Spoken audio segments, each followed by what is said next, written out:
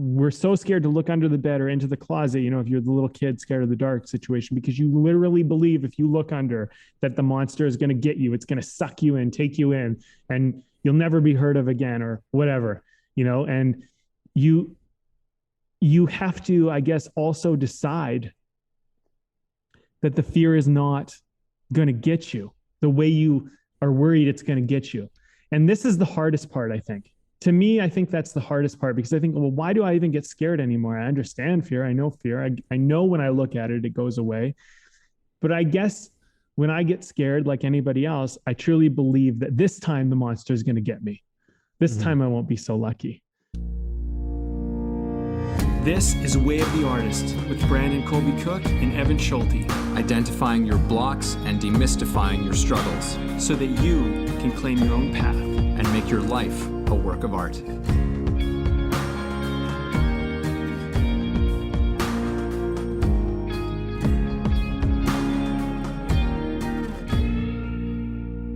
All right. So you're into a podcast here, another one with Brandon and Evan, Way of the Artist. And on this episode, we're talking about going into the uncomfortable. And, I think what spurred this conversation on, Evan, was the kind of behind the scenes part of artistry and life and doing what you love and going for your passion. And it's that kind of the part you don't really think about so much, the part that isn't really your focus or your passion when you're going to do something, but there always is something that's uncomfortable in everything, even if you love it, even if you're passionate about it. And it's necessary to go into it. It's almost inevitable that you will be confronted with it, and it's inevitable that you'll have to face it at some point.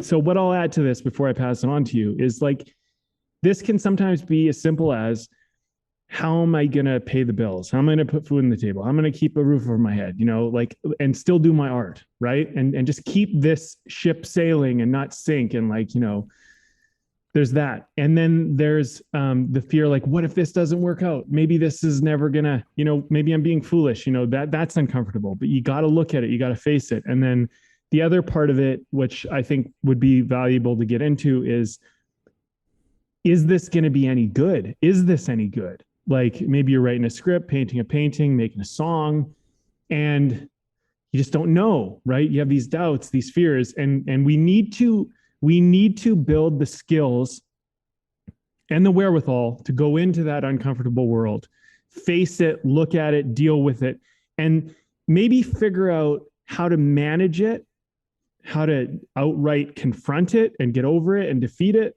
and how to just deal with it if it's going to be something that's going to kind of plague us throughout our journey as artists, or just people living a life that we truly want to live. So I'm sure that you'll have a lot of input, but that is kind of how I wanted to set this one up. So I pass it to you. What do you got? Yeah. And I think for myself as well, I'm interested in exploring sort of the uncomfortable and more of like in really intentionally bringing ourselves there into what's uncomfortable, because those places that challenge us are where there's a lot of creativity and growth are available to us there as well. So, but yeah, no, most certainly I think to how you set things up, I think that's a good place to start from. And what became apparent to me just as you were opening things up there are how many questions came up during that in many ways, that sort of uncomfortable feeling that we often have is, when you look into it, there's all of these questions that are there. There are all of these unanswered questions, these questions that can keep us up at night, that can drive us crazy, that can fill us with all sorts of anxiety. And as you were already, alluding to, like, how do we face that, which is basically like, okay, so there's some sort of factor of like, well, okay, facing it is a big part of this whole thing. And And I also want to bring in to this as well, another thing we were talking about before we started recording, a word that came up a lot was honesty. And I think that has a lot to do with this conversation as well. I think that sort of pursuit, that relentless pursuit of honesty, which, like so many things, always begins with ourselves. And in many ways, it's like, let's be honest about those questions that are plaguing us, as you put it, those questions that are living inside of us. What are those questions? And then really taking ourselves to task to be honest in trying to answer those in some kind of way. So, yeah, I don't know where this one's gonna go, but I am certainly interested and attentive to find out. So, where are you taking this one next, Brandon? Oh man, right on my shoulders. Well, okay. Well, let's just start with the one about. Let's start about the whole idea of like not being good enough. Am I good enough? Will my future work out? Is this good enough? That type of stuff, right?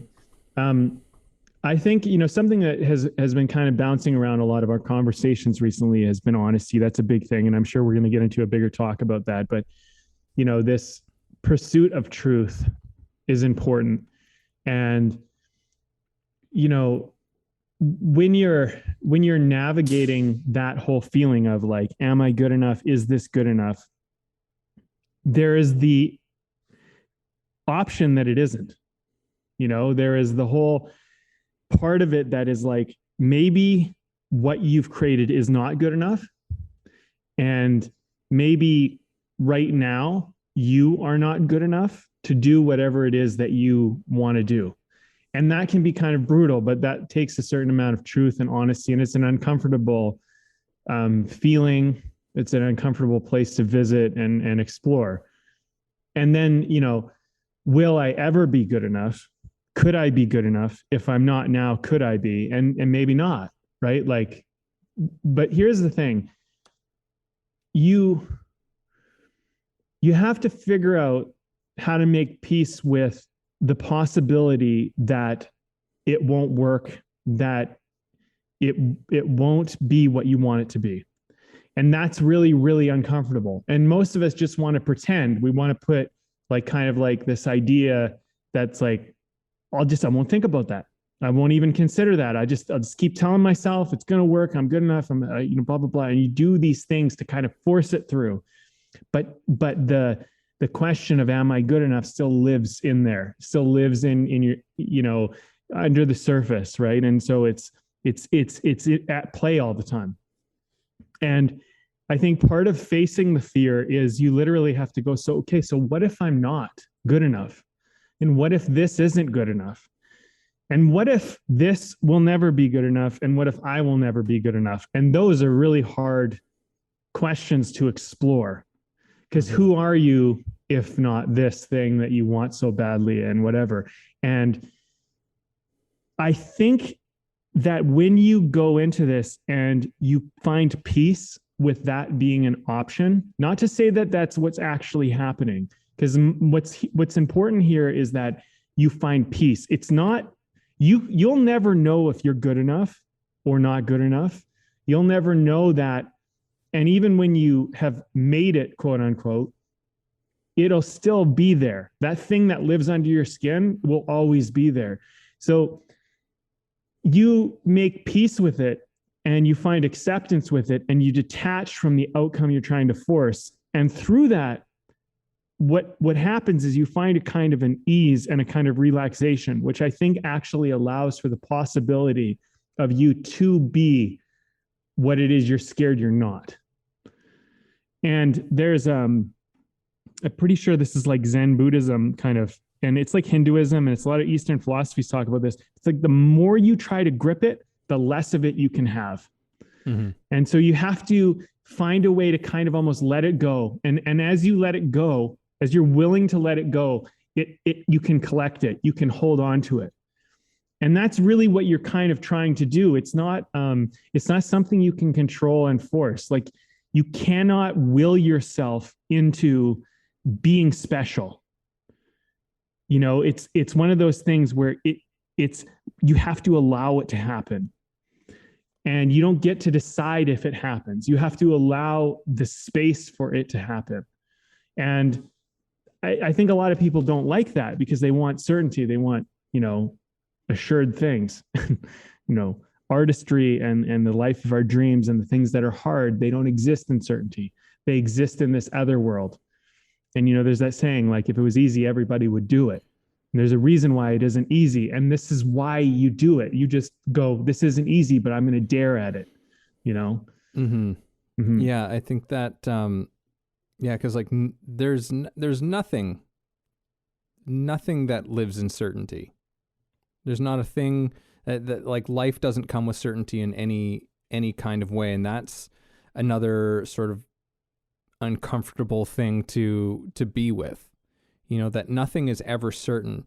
But within all of a lot of these sort of big questions, these big things to go into and explore, there's usually some kind of form of liberation to be found. There's some kind of freedom to be found, because the thing is that, and I won't speak to everybody on the planet Earth, but for myself, and it seems to be something that I've run into in others and throughout time seems to continue to crop up. But a lot of these types of questions, even though we might not be consciously asking them, for many of us, they're operating in the background. Like they're still there with you. They're still there living with you, whether you're choosing to acknowledge them or not. And in some respects, I suppose what we're saying is like, well, maybe it's time to acknowledge these questions. Am I good enough? What if I'm not good enough? Like those are just a couple of very uncomfortable questions. What if things never, especially within the arts, it's like, what if I never make it? Right? What if I never become a huge success in this thing? What if I don't become a household name? Those types of things. And they provoke a very high level of discomfort because we just don't want to think that. And to a large degree, I think that our culture has trained us to kind of avoid those types of things. Or it's like, no, you just got to think positively and you just got to think whatever. It's like, okay, sure, that like all of that stuff, but when those questions are still like gnawing at you in your day-to-day life in the background, like there's no use in trying to stay positive all the time, like while you're being eaten from the inside, right? Like you just, and I don't want to shit all over, keeping positive mindsets and stuff. There's a use and a utility to that, but let's be honest with ourselves.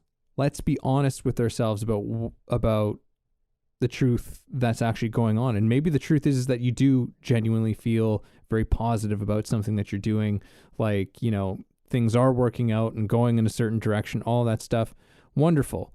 But don't let that get in the way of an incredible opportunity to explore the things that are uncomfortable and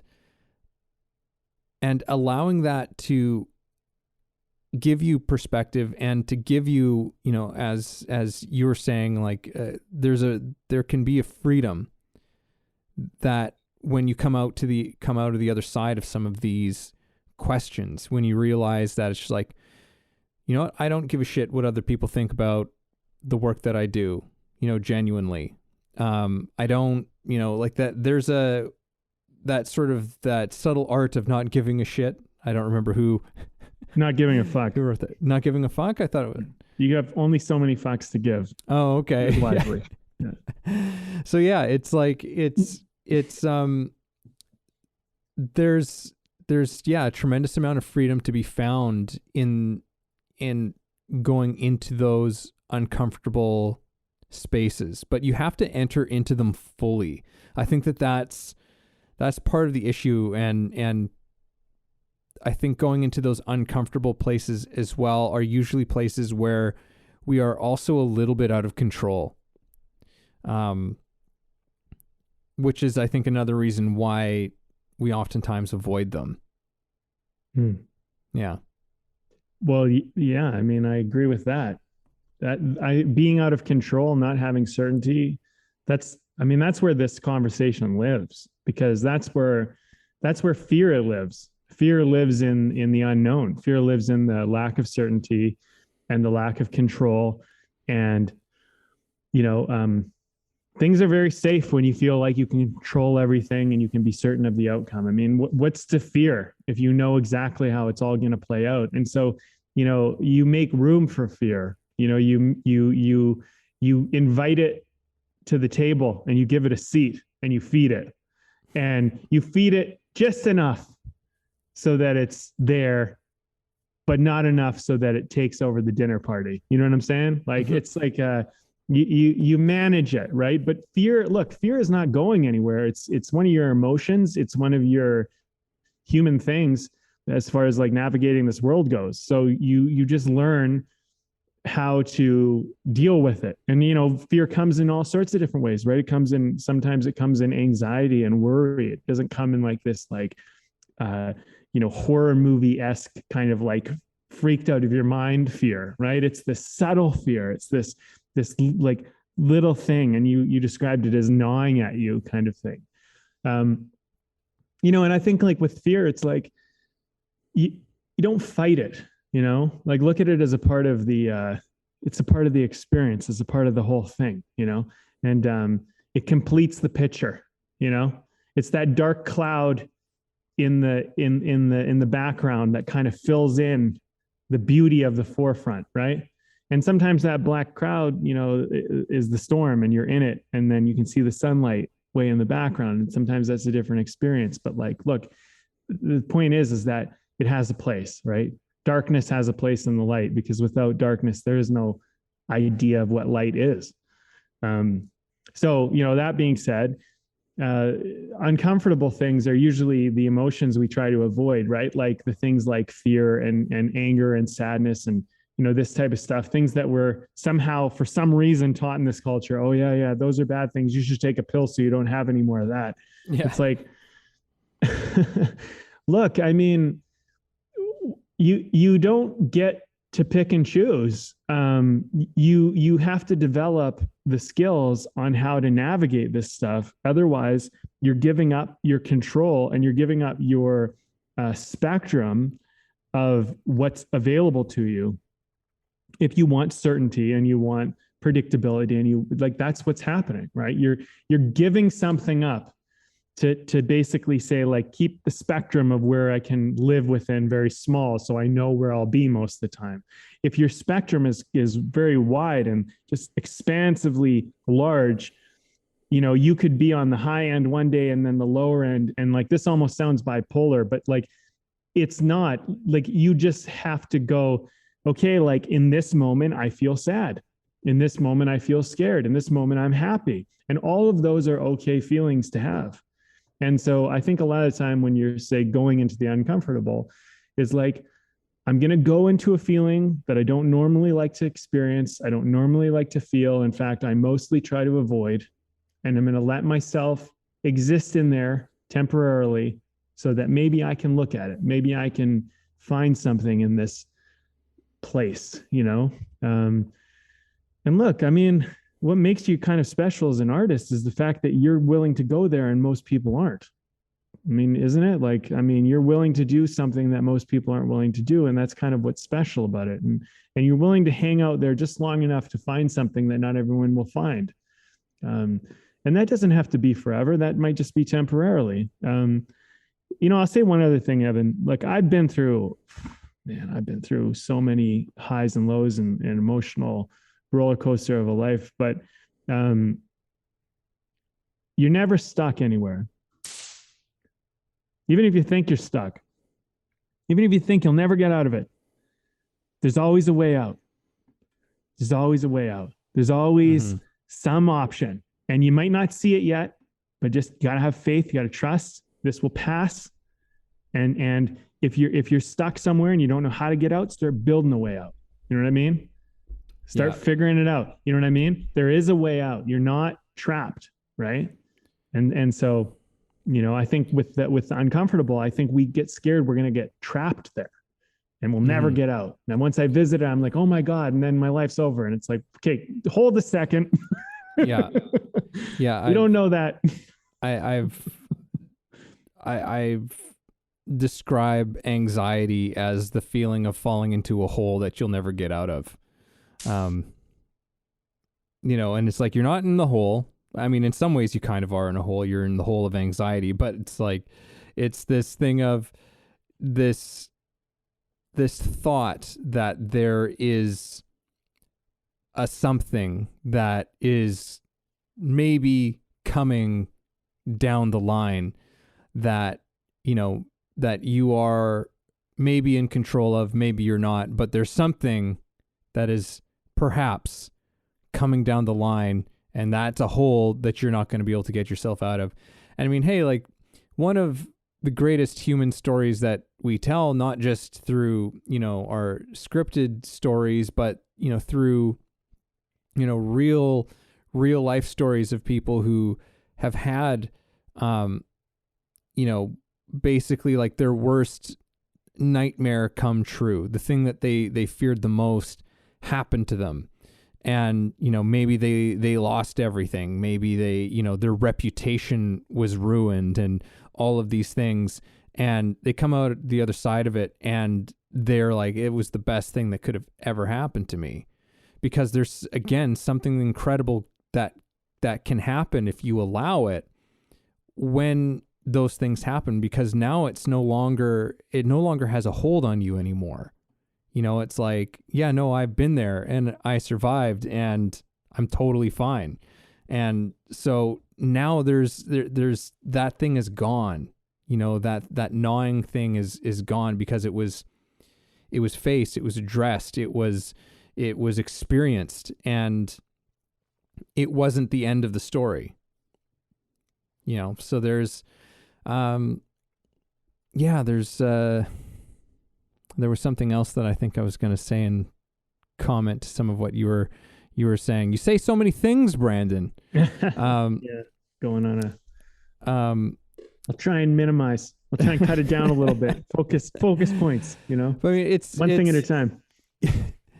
But I mean, it's like I always tell like my first time students whenever they come into my class, it's like one of the first things I always get into is like, you will be uncomfortable at times in this class. You will be uncomfortable. That's okay. I think that there's this thing where we're all trying to avoid being uncomfortable all the time. And there's nothing wrong with being uncomfortable. That's it. All right. Okay. It's all coming back to me here now. I have this chalkboard in my sort of recording studio office here that I write just little reminders on it. And one of the things that I have written on it are, am I afraid or is my image? And I think that there's something about this conversation that made me think of that. And there's this whole thing about being uncomfortable when we examine, okay, I'm feeling uncomfortable, or this situation is making me feel uncomfortable. Well, when we can take a look at like, well, what is it that's actually uncomfortable about the situation? And any single time that I've ever asked that question and examined that, it's always just my ideas about the situation. Like the situation itself is usually just kind of like, it's just the situation of what's going on. The uncomfortable feeling that I'm having, the so much of the pain that I'm experiencing of whatever those situations are so often my own doing. They're my own things. So a lot of this has to do with beliefs, is I guess what I'm realizing this whole thing. Like this thing about discomfort and how we feel discomfort, why we feel discomfort, has so much to do with our beliefs about the way that we're thinking about a situation. And, our beliefs are so powerful because they've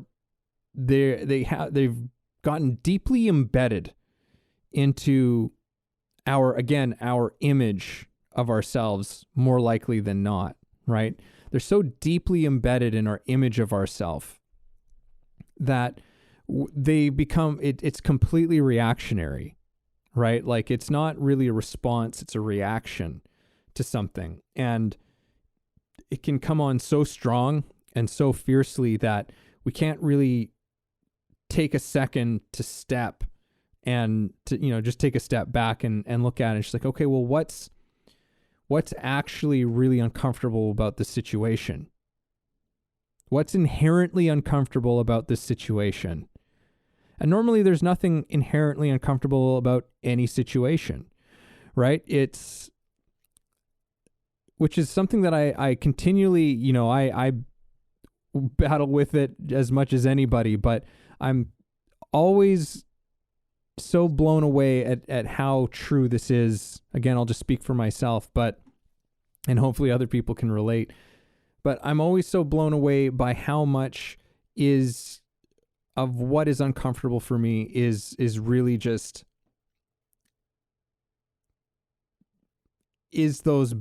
are those beliefs that I have about what is going on. Because when I look at it, there's no real problems that are apparent to it. It's my judgments, it's my beliefs.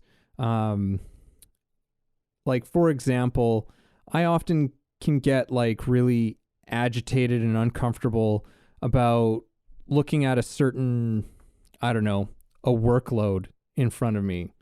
Maybe it's cleaning the house, maybe it's doing work on the computer, this or that. And it's like, okay, well, what's actually uncomfortable about this situation? Like there's usually just the things that to be done. That's really all life is. It's like the things that you are doing.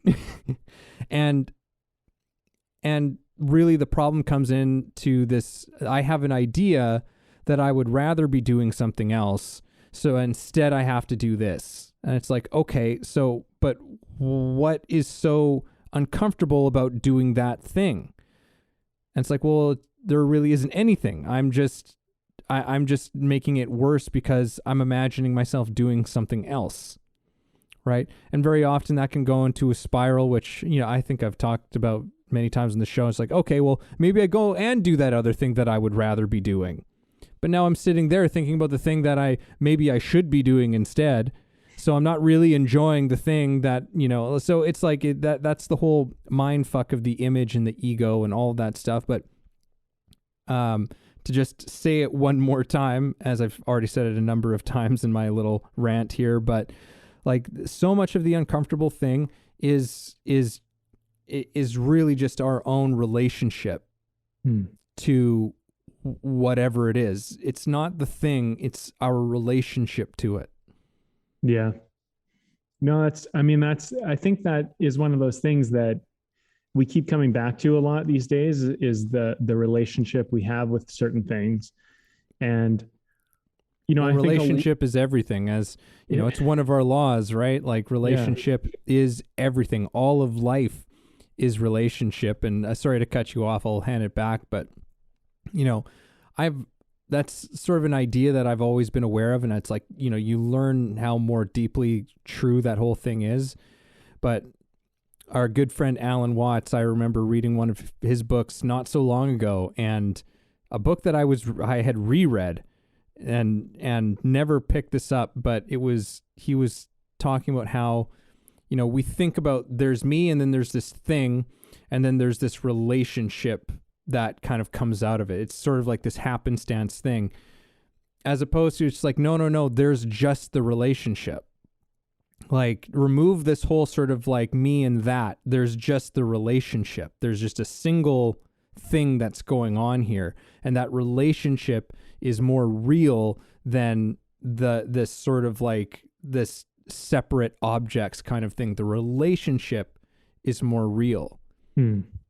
Anyhow, side tangent. I'm sorry if I derailed you, I'll hand it back. No, I mean, like it's making me realize that like whenever you're struggling with something, maybe going to relationship is a good way to begin to deal with it and confront it. You know, like, for example, sometimes I have a relationship with uncomfortable where I run from it. And I'm sure everybody can relate in their own way, but like there's certain things they sometimes come up and they're uncomfortable. And I'm just like, oh my God, I don't want to deal with this. And I just want to do anything but it. And I kind of like run away from it as much as I can until I kind of am forced to face it. Or I like run away from it for a while until I can kind of get the gull up to like deal with the thing and like confront it. And I would have saved myself a lot of stress and anxiety and worry and whatever else I was going through while I was running from it if I just went and faced it head on and just dealt with it. And so something that came up for me over the last few weeks and that I realized is like, sometimes I have this relationship with uncomfortable where I think, oh my God, what if this is way worse than I think? You know, what if this is going to just be really bad? What if this is going to make my situation worse? You know, blah, blah, blah. And it's like I'm almost spiraling into this idea that like, this could be worse. It might be better if I just kind of avoid it or push it away because I don't want anything to get worse right now. I can't handle it. I can't deal with it right now. Maybe tomorrow I can, but not today, you know, blah, blah, blah, all this rationalization. And I often find that like whatever my fear is not usually actualized. It's almost never actualized. It's never as bad as I think it's going to be. It's let alone worse than I think it's going to be. It's not always what I want it to be.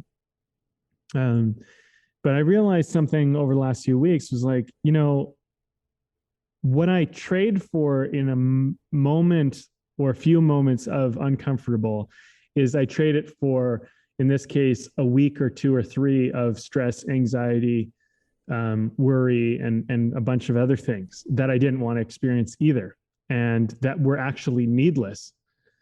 Because if I would have just went and faced the thing right away and just dealt with it, I wouldn't have had to have that, because I ultimately had to face the uncomfortable thing eventually. You know what I mean? And so it's like, I think with uncomfortable, I think the thing that I'm kind of walking away with is like, why don't I just have a more welcoming relationship with uncomfortable, where it's like, look, okay, you're uncomfortable. This is an uncomfortable thing. Something bad might happen. Something that I don't want might happen. But like, let's just have the conversation. Let's just do the thing. Let's just face the music. Let's just hear it out. Let's see what's up. Because if I can recognize that, by avoiding that relationship with that thing, by running from it, I'm actually creating another problem in my life that's unnecessary, you know. And I think this is kind of like from the start of the conversation. I guess it comes back to that for me a little bit. It's like this whole thing, like I've struggled with this a lot in my life, you know, being good enough. Am I good enough? Am I lovable? You know, whatever, like, you know, those are my things, but like I've gone through that. And the more you try to like avoid it or prove it wrong or do this stuff to like not deal with it, you end up just making it worse. And it just stays there. Right. And so, you know, and really, like, I remember I had this realization one day. I was like, what the fuck is good enough? Like what, like, yeah, as a whole, as a person, good enough for who? Good enough for what? Like, you know what I mean? Like, and I just said, you know what? Like, I started asking the questions. I started facing it. I'm like, what is this not good enough thing that I carry around with me? This like looming cloud, you know? And it's like, well, are you good enough to do this? Yeah, I'm good enough to do that. Are you good enough to, okay, well, there's a bunch of stuff you're good enough for. So what is it that you're really worried you're not good enough about? And then it starts to come down to things like, well, maybe you don't have the skill. Maybe you just need to learn the skills and the tools and the techniques, and then you will be good enough. And maybe you're not good enough simply because you're not practicing. You have no discipline in it, and you're not doing the work that's necessary to be good enough in it. And it has nothing to do with you as a person. intrinsically, it's about you lack discipline. And your discipline is your avoidance of the thing, which is uncomfortable to practice. It's uncomfortable to have discipline. It's uncomfortable to do something you're not good at. And it's uncomfortable for everyone to see that maybe you're not good at it when you do it. So now you have to, face the humility, face the fact that, okay, like I got to get over this. I got to just try it, So that's kind of what it's bringing up for me a little bit, is this relationship. When you make it so general, it's not a really good relationship. You don't have a very intimate relationship with it. But when you start to get real specific, it becomes more intimate. You start to understand, okay, like I have this general not good enough feeling, but really it's just revolving around one little issue in my life that I keep avoiding. And it really isn't, I'm not good enough as a whole. It's just, I don't think I'm good enough at this, or I don't know if I am, and I really care about it. And I don't want to look bad doing it. And like that's what it might be for you. And meanwhile, it's been taking over your whole life, and affecting other things in your life, right? What's so interesting about what I'm getting from what you're saying, that's kind of dawning on me, that I find really interesting, is that, and at the start of this conversation, I said that very often the things that make us really uncomfortable are all of these sort of questions that are going on in the background. There's all of these, and they're kind of like you were saying, like they're kind of these general and vague kind of questions, and in some ways unanswerable, like, oh, am I good enough? And those things, and they're like these, it's like a monster in the closet. It's like this monster in the closet that's just festering and living in there. And in many ways, the response is to ask questions of your question. You start asking good questions about the question, and suddenly it's just like there's no monster in the closet anymore, because that's the way that fear kind of operates in a way, like fear is this thing that only operates when it's not looked at. Yeah. That's the only way that it lives. That's the only way that it thrives, is don't look at me. And I'm going to make it so goddamn scary in general so that you don't look at me. But once you start looking, when you have a little bit of courage to do that, and you start asking some questions like, well, what does that even mean, good enough? Who is a person that I think is good enough? Or just whatever it could be, I think that good questions come as a result of just paying very close attention. I mean, sometimes there's people who help and provide, some good questions to get you going. But I always think, it's like we are living dynamic things, and we need to learn how to ask the questions of ourselves in the moment, in the ways that are most relevant, and discover the questions for ourselves too. Is a more valuable thing than somebody else giving you those things. But to be able to start asking those questions, inquiring for yourself into those monsters in your closet, and they all start to come apart. It just, like, the whole facade just starts to, because that's the thing with fear, is that most fear is completely illogical. Mm-hmm. Most fear is completely illogical. So once you start asking good questions, and you get out of sort of your fight or flight, response brain, and you get a hold of your calm, rational space, suddenly it's just like, this is so fucking stupid. There's like these questions that are freaking me out are just, they're unknowable, they're unanswerable, they will never go away on a certain level, and they are just kind of usually occupying space that they don't need to. They're taking up room in your closet. Yeah exactly. Right, they're taking up room in your closet. That's basically all that they're doing. They're just taking up that space unnecessarily. So yeah, that I don't know, that's kind of a fascinating thing that's emerged to me in this whole thing, is like, oh yeah, there's these questions that we live with that scare the shit out of us, and by asking questions of those things by like putting them under cross-examination. You know, it's like you almost got to put them up on, pull the monster out of the closet, put them up on the stand, and just be like, I've got some questions for you. Right. And it's like, oh, fuck. The monster immediately knows that the game is up.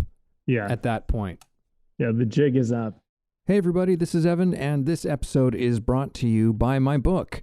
Yes, I recently released a book called The Actor's Awakening, Connecting Spirituality to Craft. Expand yourself as an actor and your craft through a spiritual perspective. Take a journey that will explore universal philosophies and insights to help you understand human nature in a profound way and develop practices to take your work to another level. Again, that's The Actor's Awakening, Connecting Spirituality to Craft, available on Kindle and paperback on Amazon. And as always, if you like the show, please subscribe. Yeah. I had this exercise that I did with writing that I found really helpful. And when I first started doing my daily writing exercise, I was experiencing this thing. I called it the beast, because it was this like voice or this fear that kind of came up, and it would be like, you're not going to write anything any good. You don't know what you're doing, blah, blah, blah, like all that kind of stuff. Mm-hmm. And I remember for the first few weeks, I was just like, wow, I don't even know what to do with this thing. Right. Like, but I'm just like, hey, what you're going to do is, because I couldn't write anything. I couldn't get anything creative out. I was just like paralyzed, really. I was like, what you're going to do is you're going to write for, 15 minutes, half an hour, whatever. You're just going to write out the beast. Everything that it's telling you, everything that it's saying, all the irrational thoughts, whatever, just write it out. I don't know how I came up with this idea, but it was probably something along a conversation or some idea that was spurred on about, face your fear type stuff. Which is so true. I mean, it's so timeless and true. And so I just started writing it out. And the more I wrote it out, the more ridiculous it seemed. And then after a few weeks, I just got tired of writing it out. I was just like, I'm just tired of this story. I'm tired of this bullshit. And then creativity just started pouring out of me. And I didn't even have to write the beast anymore. And then if I ever come to a moment where I get really stuck and I don't know what to do, I go back to that exercise, and usually it's resolved in an afternoon, and it's just there. It's just gone. So like, I think a big part of it is, like it's this stuff we don't look at. I also wrote a paper in university about horror films, and I think it was for a psych class or something like that. It might even been a film class, but it was one of those. And whatever, I wrote my paper, and I just decided to tackle horror movies. And the first thing that I started to uncover when I was researching like what actually is scary is like every resource I came across basically suggested fear is the unknown. And it is no longer scary once it is known. So the core tenet principle of horror movie is that you keep it unknown. And the moment you let the cat out of the bag, the moment we see what the monster is, the moment we understand it, we get it, we know how it works, we know all this stuff, is no longer scary anymore. And I think that's a lot of what we're dealing with here, is like, once you see it, once it's on stage in the light, it's just this measly little thing that you're like, why was I ever scared of that? But when it's hiding in the darkness and it's unknown and you don't know how it's going to get you and you don't know what it can do, your mind fills in all of its possibilities and such. And this is, I think, kind of the problem, right? But yeah, I mean, I think this is the thing. It's like going into the uncomfortable. Another metaphor you might say is like looking under the bed, looking into the dark closet, like let's look into it. And not only let's look into it, whatever's under there, let's pull it out. Like, let's literally take it out and put it in the light, and let's have it, and I think like that's all good and well to say that, but I think we're so scared to look under the bed or into the closet, if you're the little kid scared of the dark situation, because you literally believe if you look under that the monster is going to get you, it's going to suck you in, take you in, and you'll never be heard of again or whatever, and you have to, I guess, also decide that the fear is not going to get you the way you are worried it's going to get you. And this is the hardest part, I think. To me, I think that's the hardest part, because I think, well, why do I even get scared anymore? I understand fear. I know fear. I know when I look at it, it goes away.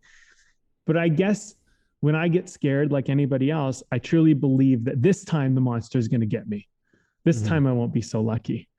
And I think we all relate to that feeling to some degree. So I'm interested in maybe looking at what that's about.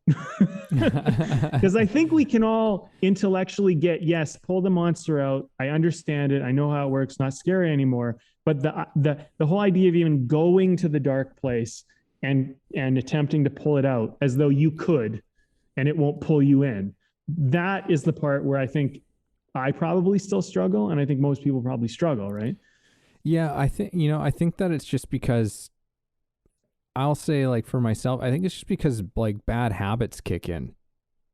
It's just like bad habits of distraction just kick back in. And so then there's this whole sort of this general pattern of numbing, of just like putting that stuff back in the background. And, you only pay attention to it when it becomes so kind of violent, in your own head, in your own heart, in your own, in your own being, that you're like, okay, fuck, I'll look at this. Or, but it can take a lot. It can really take a lot. Like, you can get to a point like, that's very, very often how I experience depression. Is usually it's like onset from anxiety, built up anxiety over a long period of time. And I'm aware of it. I'm aware of the anxiety, and it's just like, and what it does to me physiologically and things like that. My energy level is down, just kind of wanting to sleep, or just, like sort of check out, like just watch lots of, TV or something like that. There's these things that can kind of emerge, although it can emerge in other ways too. And it can help me to be productive in certain regards, but the anxiety and all of that stuff still remains. But to me, it's like, we're not actively in a practice of working with that stuff, unless you're someone who maybe regularly goes to therapy or something like that. That in many ways is, someone who's engaging willfully with the uncomfortable, because it's too uncomfortable to not anymore. Like, it's so uncomfortable that something has to be done. Right. And I think that, not everyone needs to go to therapy, but there are ways in which we can develop practices. Like, even while we're sitting here having this conversation, I've been thinking to myself, it might be good to, like, maybe every quarter, like 4 times a year, I sit down and I ask myself some questions, and I do them, and I make that an important thing to do. Not something that, like, oh, if I get to it. No. Like, every season, at the beginning of every season, or I thought, maybe every month even, I don't know, it could be different it would be different for everybody to what would be important. Some people, it could probably do it every single frickin' day. Right. But I think of one of our guests from some time ago, Dan Hines. What did we call that one? Like the art of asking great questions, or something like that was what we called that one. And this one really stuck in my mind that he had brought up, which was, what are the questions I'm living with today? And that was like a practice that every single day, like one of the first things was like that he asked himself, what are the questions that I'm living with today? Right? That are alive inside of you. What are the questions? And, you can extend that to be like, what are the scary questions that I'm living with? Yeah. And that's a willful engagement. That's that I'm just thinking of right now. And that will bring up things, and that will raise more questions. Right. But I think that it's not so impossible to do it. All it requires is for us to have the real will and interest in actually engaging with them, right? Because I think that in so many ways that's kind of the gift sometimes of fear and anxiety and things like that, is that they're often something that are trying to tell us to wake up in a certain kind of way, like in many ways to ask the important questions. Like, we're going to keep asking these questions that just make you uncomfortable until you ask the real questions to a certain kind of extent. It's just like they're kind of like almost like intentionally shitty placeholders and shitty placeholder questions until you start asking, and engaging in your life in a deeper way. And that's so much what, being an artist is about.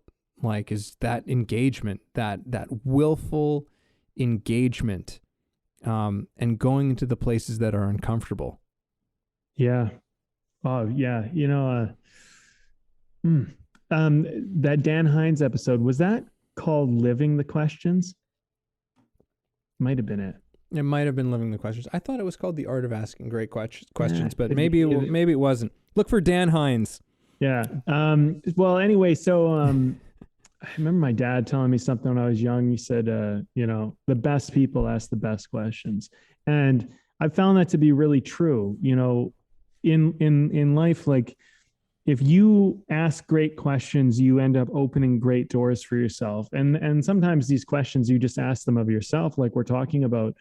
But great questions come from genuine curiosity, genuinely wanting to understand something deeper, more fully, more holistically. And great questions come from like digging in. And so usually when you ask a question, you end up going into something, and then more questions arise, and then you go and you ask those questions, and you keep digging. And I've had opportunities created for me simply because I asked great questions. And I've had people, they've told me this like privately. They said, when you showed up, I knew there's something about you. And I said, you got to pay attention to this guy. And he's like, because you were asking great questions, and your questions were literally opening up the world for everybody. And like, I was genuinely curious, genuinely interested, genuinely wanted to know. And I was just like trying to figure it out. And when I took it as far as I could in my mind, and then I would ask another question. And I think like, a lot of like, people are afraid to ask, speaking of fear, we're afraid to ask dumb questions, right? Silly questions that are obvious. And I think that's why it's sometimes, we don't want to ask dumb questions. Sometimes there's questions that are, there are dumb questions. Don't get me wrong. There are dumb questions. There are things that are like, this is right in front of you. Why are you even asking? You know what I mean? If you're worried about asking dumb questions, like, just genuinely stop for a moment, take account of what's there, what's around you, and go, can I figure this out on my own? Is there anything obvious that can help me? And if you don't know where to look, and you think maybe you're asking a dumb question just to get started, just say, look, like, this might be an obvious thing, and maybe I missed it, or maybe I'm not seeing it, but like, where do I start? And then person can usually give you a bit of grace, unless they're an ass. But most people will give you a bit of a grace and say, oh, begin here. And then you have somewhere to begin, because once you begin, you'll find that your questions become better. They become better after your first question. So like, your first question is usually very like general and obvious and not very profound, not very deep. But it's those later questions. That's where you get the real gold in whatever you're looking for. And, something that I've really investigated a lot is like, a curiosity becomes an interest, becomes a focus, becomes a passion. You know what I mean? Like, you don't just go from nothing to passion. It starts with curiosity and it evolves into interest. And, you know, like these things, they evolve, right? So like when you're trying to get to the bottom of something, understand that the first question or the next question might be only what's leading you to a better question, a more important question, but you are not going to get to that question unless you answer the first, most general, most obvious ones, you know, and then it gets more specific and more clear, right? And I think a lot of fear is the unknown, right? It's a lot of just general unknown, lack of clarity, lack of being specific, you know. And once you kind of narrow it down, you're like, oh, this thing isn't so big.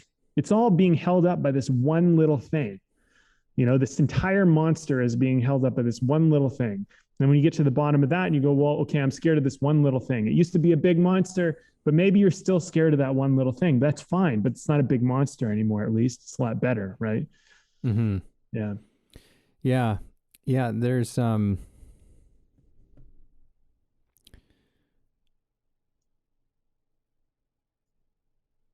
silence.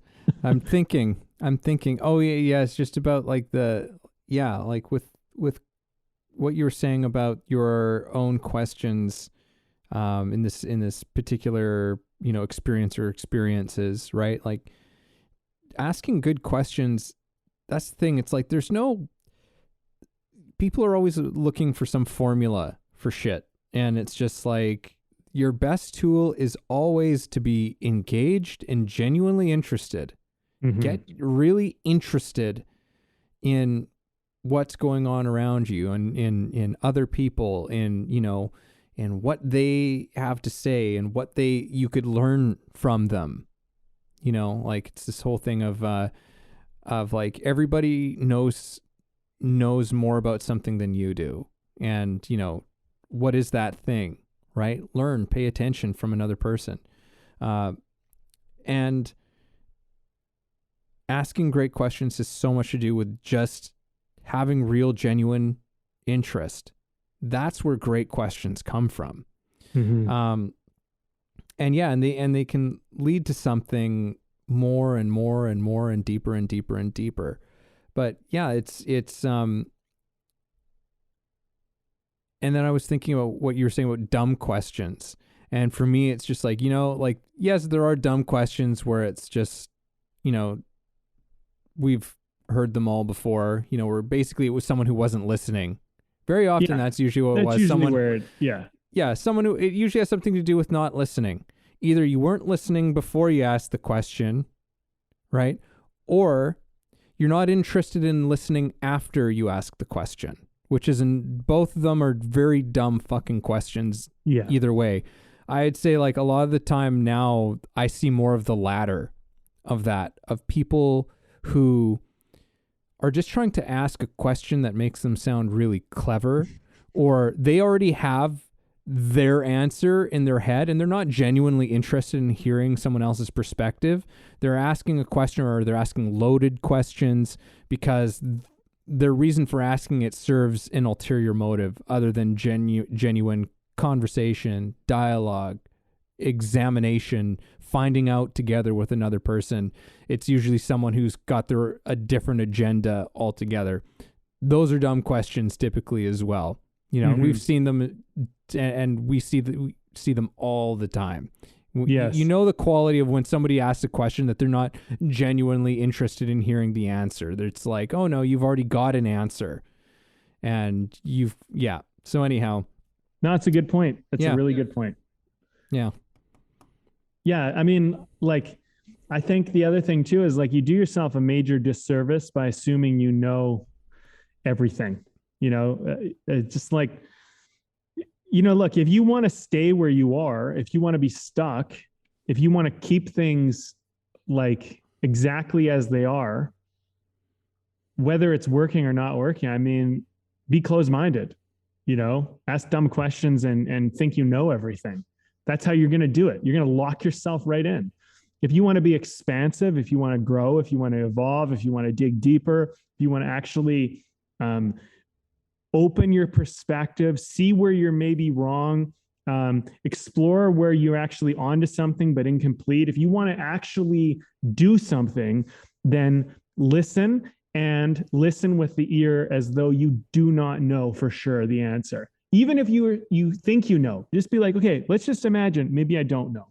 Let's just hear it out. Just hear it out, and let's just hear what they're saying. Because the thing is like, I'll share one thing just about this topic, which I think is somewhat relevant.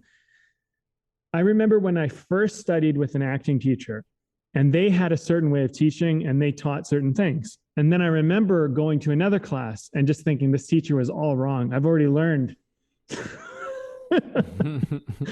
How ignorant, how dumb. But the thing is like, I had this teacher, I was having this really good experience, and I thought I was learning everything the right way, the best way.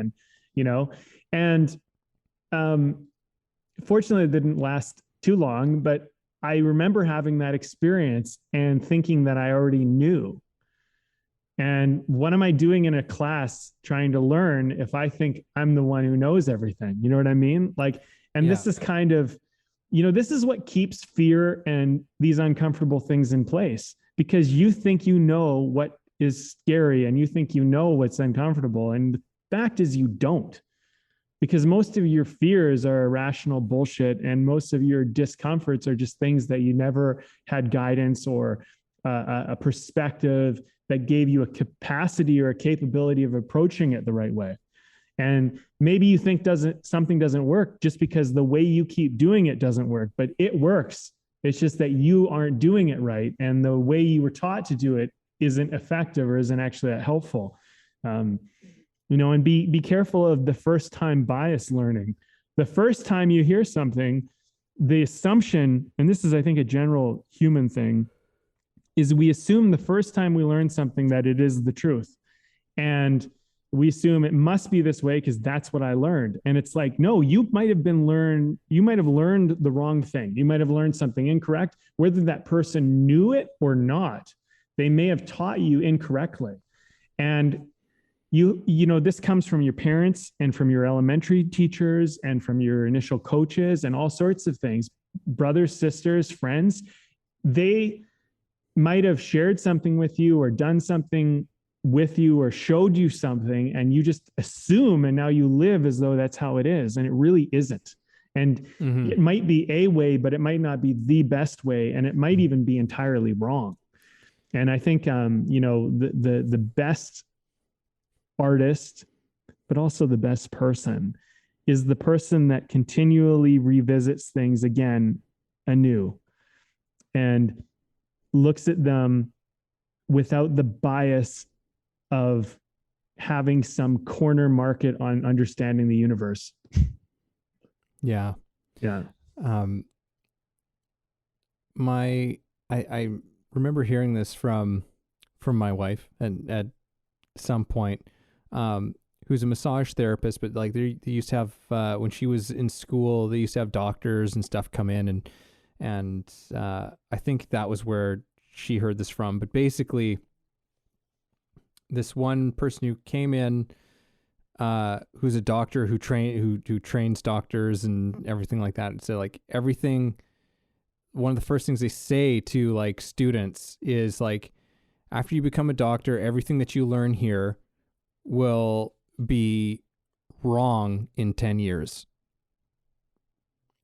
And, like coming from like medicine, right? It's just like in 10 years, everything will be wrong. And by wrong, it doesn't necessarily mean that like everything was like shit, but that there are new things that have been learned that are so much better that the old way of doing it is no longer done anymore. You hear that shit all the time where it's just like, oh no, we don't do that anymore. It's like, great, I've got a new kid, and there are things that we've learned about like with a baby that like our parents are just like, oh shit, that's not how we did it. That's not weird. It's like, yeah, things have changed, right? And it wasn't necessarily that you're doing some sort of crazy harm but it's just that we know that there's a better way of doing some things now, and then there'll be a better way that comes down the road from there too, and better and better and better. So this is all simply to say that this whole thing of staying open and staying, like, because there is so much more to learn, and even I have students who've redone courses with me, and they're like, it's, the material hasn't changed substantially, maybe some little things here and there, but almost all of my students who've kind of gone back and retaken some courses and classes with me have gone like, oh, I understand this on such a deeper level. I understand the importance of this, even more now. And like, there's just, and that's basically going through some of the same material, and it's like, so there's, you can never take for granted anything. Never say that all there is about anything. Stay open, keep asking questions, because maybe you're right. Maybe you have maybe you're listening to somebody and in genuine interest of what they have to offer to you, and you ask them a question, they give you their response, and then you go, because you've been listening and you've been genuinely curious, and you go, well, this is how I understand this thing. So how do you and it's like, how do you, reconcile that with that, or what do you think about that proposal as opposed to your own? What is incorrect about the way I'm looking at this in your mind, and what is better or more correct about the way that you're looking at this, right? And maybe they see something new, or maybe they just can explain in greater detail. This is just basic human dialogue and how we figure things out together. It's incredible at how challenging that can be to come across, and to even to just do. I know I struggle very oftentimes with that myself. So, well, I think also when you want to be right more than you want the truth, you're in a real problem place. And I think there's a lot of people that want to be right more than they want the truth. And I think that, that is that extends to many problems in your life. Because why do you want to be right? Why don't you ask yourself that? Why do you want to be right so bad? Because why are you trying to make yourself appear? Because that's really what that's about. Why do you need to be right? And if you're trying to be right because you believe that if they see it your way, you're going to help them or save them or figure something out like that. That's a different thing. That's not about being right. That's about helping and saving them. But if you're trying to be right, that's image nonsense, right? And I think we end up maintaining a lot of our limitations through the need of trying to look a certain way. And, look, most of the time you might not think, okay, well, like I don't get uncomfortable. I just face my fears. I do my thing. And it's like, okay, well, pushed enough in a certain direction, you'll probably find out there's something you're scared of. There's always territory to explore. There's always something to uncover. Maybe you're just really comfortable in your medium or this certain area of your life. Doesn't mean you're going to be super comfortable in some of these other areas in your life. It doesn't mean you're going to be effective in those areas. And it doesn't mean that your logic is sound there either.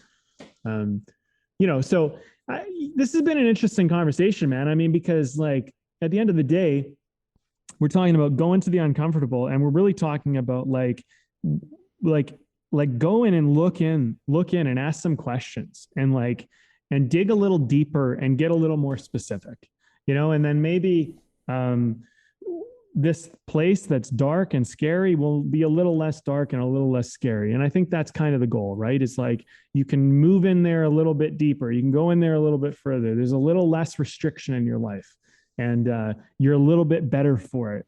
And I think at the end of the day, that's really what we're after, not just for talking about and sharing with other people, but we're both trying to do that ourselves, right? We're just trying to bring a little more light or enlightenment into our life, create a little bit more room to explore, to play, to be open, create a little less limitation, a little less, hang up stuff. And, and it's not like we have the answer, but I think that this was kind of an interesting talk on kind of opening that door, a little bit and giving a peek inside and saying, hey, maybe it's okay. Maybe we can go in there. Maybe we don't have to keep avoiding it anymore, Yeah. whatever that might be for you. Yeah. Yeah. Like you were saying, maybe it's not actually so dark and scary, but also maybe there's something, not just realizing that's just not as dark and scary, but that there's maybe something really important and profound and potentially life-changing in those uncomfortable places as well. I think that's, we can't short that side of this conversation either. So, well, I mean, I guess that's what it's all about, really. Yeah. Well, let's, I'm going to talk about a beer. I know that you've had a bit of a change of plan on your end of things, but I'm drinking a beer for this episode, and I actually went and got a growler fill, which I haven't done in a long time. And this one comes from the 101 Brewery and Distillery in Gibsons, BC. And this was one, I actually got a big fill of another one. And then they had to change the keg over, and they were like, oh, do you want to just have a taste of something? And I saw this one and I was like, give me a taste of that. And then I always keep at an emergency, half 32 ounce growler in the car. And nice. I went and grabbed it because I was like, this is really good. This is a pink guava mimosa sour. Oh, wow. And I'm not typically a sour person, although I don't find that this is particularly sour at all. But it's definitely got a sort of champagne-like quality to it, where it's kind of dry and bubbly. Really great. Really great nice. stuff. Yep. I like having a good sour. I'm not usually into them either. And when there's a lot of fruit in them, I'm also a little bit weary because I'm always like, it's going to be really sour. And yeah, but I've had a few good ones, and I always like it when there's a nice one. Well, look, I was going to have, a beer. And I got this beer from Lethbridge, but I didn't get it. It was something that was kind of left behind. And I was like, I don't know, this could be super old. And it was. I had a sip of it and I was like, oh my God, I can't do this. This is horrible. So for another day, I had a backup though. I had a backup drink, just, so give myself some flavor. This is Marilyn Monroe Lemonade, it's called. And Rocket Fizz is the company. Anyway, whatever. It's tasty. It's nice. I don't know. Classic. Are they like a local company, or? I have no idea, man. No idea. All right. I know nothing. But it was okay, if this beer doesn't work out, then I'm having a soda. That was kind of the plan. You know what I mean? Totally. And that beer has been sitting there kind of staring at me for a while, and I kind of knew deep down it wasn't going to work out.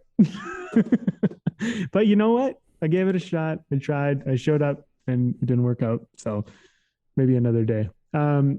Anyway, yeah, okay. Well, let's wrap this up. I guess I'll go first. I'll go first. I feel like you've gone first the last couple of times, and I've closed out the last few. So I'll give you the opportunity for this one. Yeah, this has been an interesting conversation, as they always are. And for me, I'm kind of taking away something with this, where I am I'm planning on, there's certain sides of this conversation that have provoked me to bring some real integration, active integration, because I'm there needs to be a practice, going into the uncomfortable, is the name of this episode, so it's okay, well, and I didn't even realize that when we decided on that as a name, but what it's really become clear is that's something, going into the uncomfortable is something that we need to choose to do. And really, what's more uncomfortable than going into ourselves to a large extent? You know, it always starts with us, in our internal worlds. So I'm going to put in an actual like practice, using questions, going to start asking questions. And I don't know what those questions might be, but I'm going to start maybe figuring a few out to get things moving, and then see what comes out of it. Because, I'm realizing more and more how important that is for us to be engaged in that process, because that's really how this is an incredibly powerful way in which we can come to know ourselves. And that's one of the most important things we can do. I mean, according to Descartes, right? It was Descartes, right? Was it Descartes? I don't know, Evan. I'm not sure. The know thyself. Someone's probably out there like, oh fuck, either because I'm wrong or because I'm right. But yeah. So it's I'm taking some of that to heart. Let's engage with going into the uncomfortable, on a more regular basis. So that's it. All right. Well, I mean, I agree with that. I think that's a nice practical way to take this conversation. I almost think it's like an obvious conclusion that we could all draw from this is like, maybe let's ask some questions. Let's look into something a little more specifically, a little more deeply. And maybe we can kind of find like what's under the thing, like that's so general and so, cumbersome, right? Because I think that's part of the problem. It's like when you don't know what's going on, not only can you not do anything about it because it's too general, but it's cumbersome because it carries with it. It kind of infects a lot of other things. If we go back to that example of like when I was younger, I used to feel not good enough, like as a whole, like as a person. And that's pretty brutal. Like maybe one or two or a few things were holding up this whole thing that maybe I'm not good enough as a person. That's a pretty brutal, it's pretty brutal. It's got its tentacles into a lot of stuff now. Right. And it's like, no, let's just get down to the thing. And, I'll go back to one thing that I have reminded myself of many times is when you face the fear and you face the ultimate fear, the thing you're most scared of. So what? What am I going to do if this is true? What is it? Why does that matter? What is the worst thing that could happen? So now what? If this is the truth, then now what? And I usually find that some pretty profound and freeing answers come out of that. And the whole thing kind of just mantles itself. So I would say this at the end of the day, I don't know why, but it reminds me of a core lesson that I try to remind myself of in everything is be kind to yourself. Sometimes I'm just so hard on myself, and I notice a lot of people can be really hard on themselves. And it's like, just be kind, you are like doing your best. Some of this stuff's scary. Some of this stuff brings up past trauma. Some of it is, built upon hurt or past beliefs or situations or experiences you had. And just be kind to yourself, because deep down under all that baggage, under all that stuff, there's a really good little spirit, like this soul, this self, this thing that's animating all of this. And it's trying to figure out how to deal with this life we're all in, whatever that is. I mean, you don't have to look at that from a religious point, but like something is pure within you, without all the story, without all the narrative, without all your history, without your trauma, without all this stuff. And so try to get back to that, because you don't have to live your past, and you don't have to live things that are bad that happened to you and like put them into your future. You don't have to do that.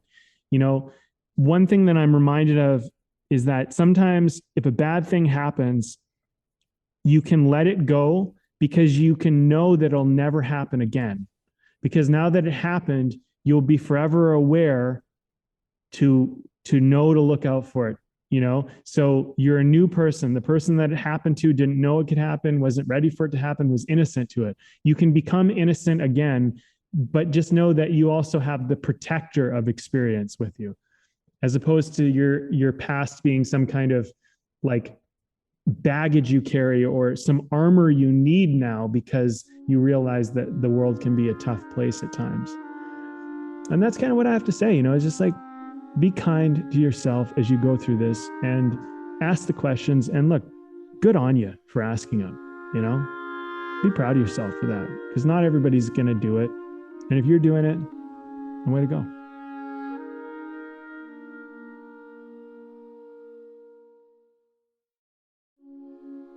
Thank you for listening in on our conversation today. We hope you found something helpful that you can carry forward with you. Head over to our website, wayoftheartist.com, for more free exclusive material and learn about the show. If you haven't already, please support us by subscribing to the show, sharing it with people you know, and keeping compassionate, creative conversation going.